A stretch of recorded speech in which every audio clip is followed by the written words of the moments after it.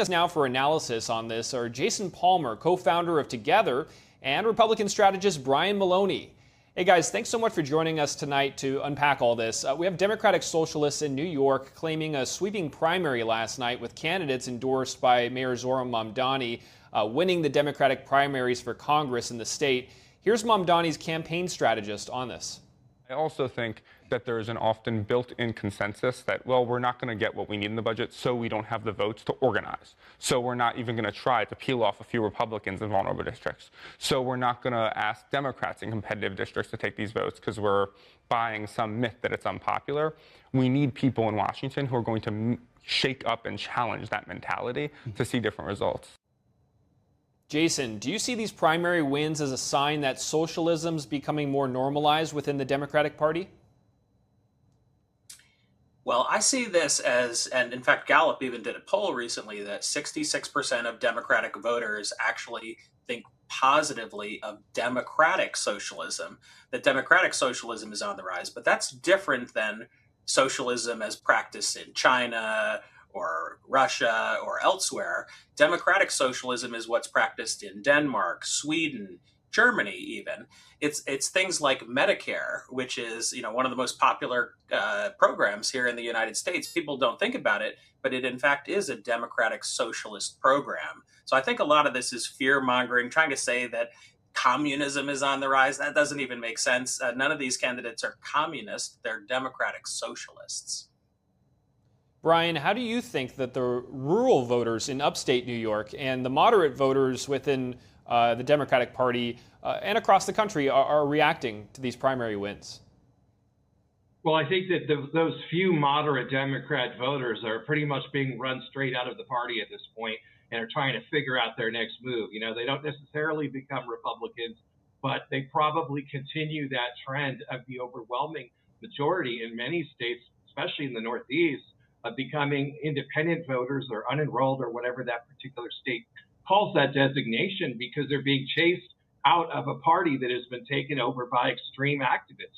And, the idea that there's some huge divide between democratic socialism and communism or various shades of socialism, I've been hearing this since my college days. And all you have to really do is look at the rhetoric of the candidates, the Mamdani gang that won last night, and their own statements. You've got one holding up a Hamas headband in one photo. We've got some extreme statements made by these folks. And by the way, this isn't the only wave of extremism we've seen this year. It started last November with Jay Jones, Attorney General in Virginia, who wanted Republicans and their children to be killed. We've had a pattern here of extremism. And, if the Democrats want to keep going down this road, great. But I also don't think Republicans are fighting back very well, and that's another subject. Let's bring in President Trump's reaction to these primaries. Let's take a look. You talk about the Democrat socialists. It's really communist. That's these people. I watched that woman last night. That's not a socialist. I know socialists. That woman is a communist. If you look throughout history, go back thousands of years, you've always had socialism and communism by different names. It's never ever worked. It's not going to work this time. Jason, what do you think is driving this shift in the Democratic Party further left for candidates? Is this emboldening extremism within the party? That's a good question. I think we have to focus on the fact that President Trump was right in part of what he said there. Socialism has not worked as an economic theory all over the globe, and our country is a democratic capitalist country. But capitalism isn't working very well for a lot of people right now, and they're pushing back on that. So one of the things that I've been advocating for is what's called conscious capitalism, which is actually reforming capitalism in a number of ways to make sure capitalism lifts all boats. And I think this is something that Democrats should take up, actually, because we don't want to become the party of socialism or democratic socialism, even though sometimes Socialism is good for healthcare. People do love their Medicare, even though it is, in fact, a democratic socialist program. But for the majority of things, people actually do want a more conscious capitalism, a more equitable capitalism. And we need to figure out a way as Democrats, and as Democrats who are more towards the center than Bernie Sanders and some of the people who won yesterday, or Moram Zamzani, we need to figure out how to talk more clearly about that. And Brian, as this Democratic Party shifts further to the left here, what should the ideological response be on the right? Well, yeah, and that's the question that I think is the actual elephant in the room, and that is Republicans are not responding to this very well. Simply calling out the Democrats and saying you're all becoming a bunch of communists, while I believe it's actually true, it does nothing to bring back the younger voters who are being tempted, seduced by socialism and communism and these candidates and them, Donnie. They like this, and it's because these candidates are addressing their concerns. And we're not, as Republicans. We need to go back to, why is housing so affordable? Why is the cost of living out of control? Why do young people look at their futures and see, hey, I get a degree, I can't get a job because a foreigner on an H-1B visa got the job instead of me, and we're not addressing any of that. What we've had is crony capitalism. We're not doing a lot of the things that Trump promised. We should have been cutting interest rates to 10%, credit card interest rates, as Trump promised. Should be going back to those tariff rebate checks. We should be going back to the things that have been forgotten and addressing what, telling young people and being convincing about it and following it up with policy and saying, look, we've got your backs. And that's how we get these voters back, but we're peeling them away rapidly right now. I have to jump in for a second and say I completely agree with Brian there. The young people are the future here. And in fact, that's in the crosstabs, that's why Mondami's candidates won, is so many young people came out to vote for these candidates. And whichever party can get more younger people, and that's what Together is all about, they're the party that's going to win in November. The young people will be speaking this November. Thanks for that addition there. Now, I want to get into our next topic here. The president today spoke on Capitol Hill with Republican leaders on the strategy to pass the Save America Act, describing the situation as a national emergency. Here's Speaker Mike Johnson. You have to put it on a reconciliation bill. We believe that if you create a grant program that ties it to reconciling the budget, and you allow blue states, if they come to their senses and they want to avail themselves of election integrity proposals and ideas and policies, they can draw down from a federal fund and use those funds. We're willing to invest heavily in that. Jason, Speaker Johnson mentioned there that Democrats consistently voted against the Save America Act. Do Democratic lawmakers that are voting against it oppose proof of citizenship in voting, or is there another reason? No, they don't oppose proof of citizenship in voting. In fact, there's been lots of research that's been done on this, including in Utah, which is a very red state. And only one voter out of 2 million in the election that was analyzed actually ended up being an illegal immigrant.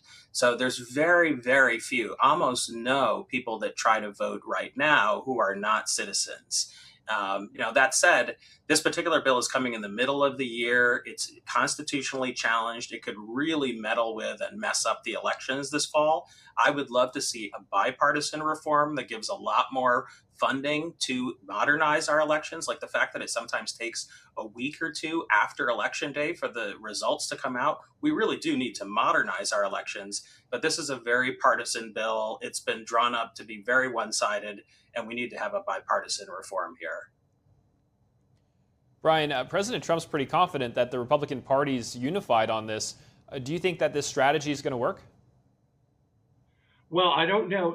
So there are two things here. One is the issue over voter ID. The argument is already over. I mean, the American people wholeheartedly support voter ID. And the group that I represent, which is called RealAmerica.vote, we investigate these voters one at a time, and we find where the fake ones are.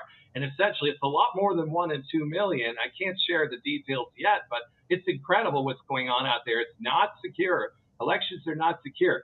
Now, whether Trump's ploy here will work, holding that housing bill hostage to get the Save America Act passed? I don't know. I mean, it depends on certain Republicans like Susan Collins. I mean, who's up for a tough reelection battle in Maine. You know, Trump did support her. I mean, there are 2 or 3 votes here in particular that if you're not cutting a deal with them, I don't know how you're going to get their support. If you're going to say we're going to do this with 50 and got the filibuster, I don't know what the what the game is behind the scenes, but it's a very high stakes, high risk plan by the president. I don't blame him for trying.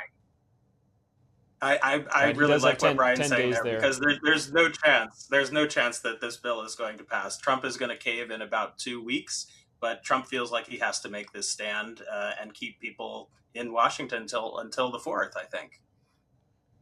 Well, I want to point out that Assistant Attorney General for Civil Rights Harmeet Dillon told us just earlier this week that they examined voter rolls and found that 30,000 people, there wasn't proof of citizenship. Not saying that they're not illegal immigrants or non-citizens, they just couldn't find proof of it. Voter ID seems to be very popular with Americans. Here's another clip of Speaker Mike Johnson. And it has proof of citizenship to register to vote and the proof of showing a photo ID when you show up to vote. Basic issues that 90% of Americans agree. 70% of Democrats think you ought to have a photo ID to vote. And citizenship to vote in an American election is already in the law. But we have to enforce it because you got a few blue states that don't do that. Now, Jason, non-citizens are already prohibited from voting in elections, of course. But for the Democratic leaders that are opposed to strengthening the verification process, what's their point of view there? Well, the main point of view is that about 20% of Americans don't actually have a photo ID that would qualify under the SAVE Act as currently written. So you and I, we all have driver's licenses. A lot of us have passports, but there are a lot of people who are not that wealthy, who actually don't drive, who ride the bus, who don't have photo ID. And this would make it very difficult for those people to get, some type of photo identification within just a few months of election time. So all that said, I do want to point out that Speaker Johnson's right. 70–80% of Americans do think we should have some type of ID required when you vote. And I actually do think a bipartisan compromise is possible here.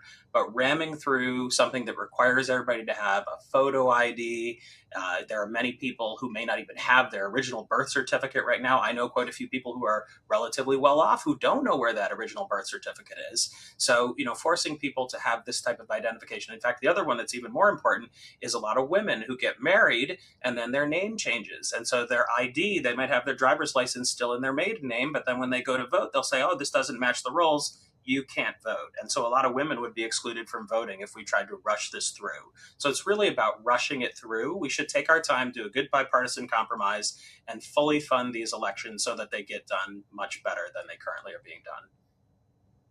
And Brian, to complicate this, do you think that the willingness of some states to issue IDs and driver's license to illegal immigrants is a sign that states have failed to provide proper oversight on voter ID?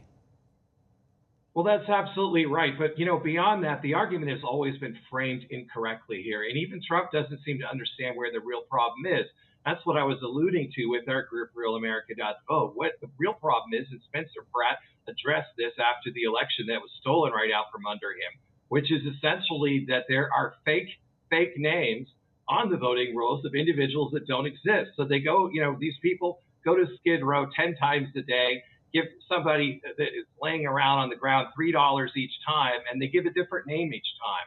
And then there's a vote counted. I mean, how did the third place person end up, overtaking Spencer Pratt? I mean, that doesn't, I've been watching elections my entire life. I've never seen that before. So that's the problem. Fake people who you cannot find. You can hire private investigators. You can look, do they have a phone? Do they have an ID? Do they have a credit card? Do they have anything? Do they have an address anywhere? Do they have anything? And you cannot find these people. And that's the bottom line. Removing fake voters is the bigger problem than illegals voting. And can't get anybody in Washington to absorb that simple fact. I don't know, if they can't figure that out, then we'll never get this solved. All right, Brian Maloney, Jason Palmer, thank you so much for joining us with your insights tonight. Always appreciate it.